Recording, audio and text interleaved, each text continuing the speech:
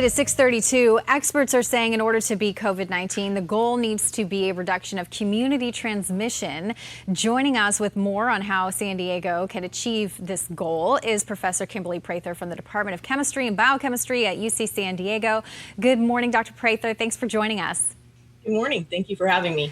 Well, this is very interesting because you specialize really in aerosols in a way. And so I wonder if you can talk to our viewers about your thoughts on this idea of community transmission and sort of what we can do to make it click with everybody, the best ways to reduce that.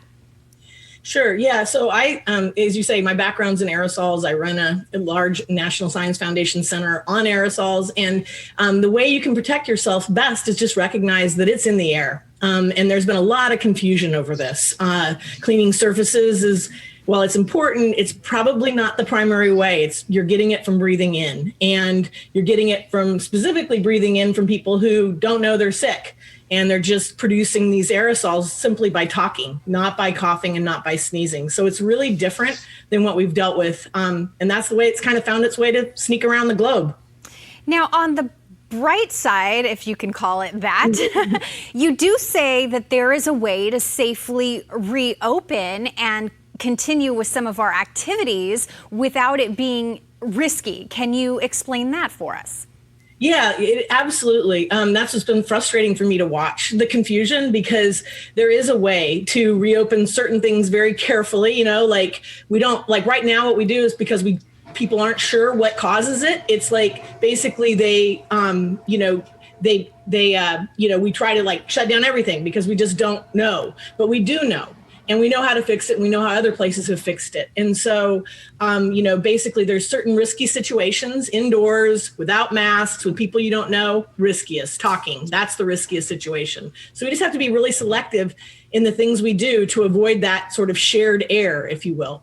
And you actually say that when we're talking about shared air, that there is a way, and the key is ventilation when it comes to reopening things indoors, and that would require certain monitors, like a CO2 monitor. How can we use that practically and make sure that places have that so that the indoor activity is less risky?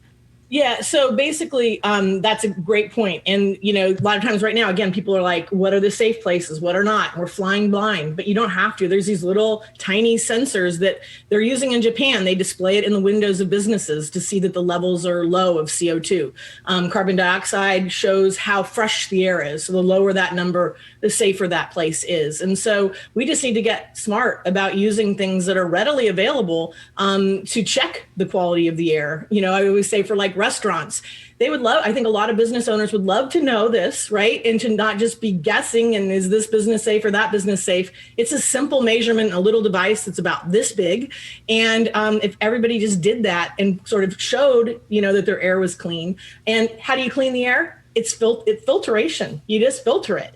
It's a very, very fixable problem is what I, have been saying is like, once you acknowledge it's in the air, you fix it, you filter it, is one really simple way, or you open the windows. If you have a way to open windows, that's your best bet.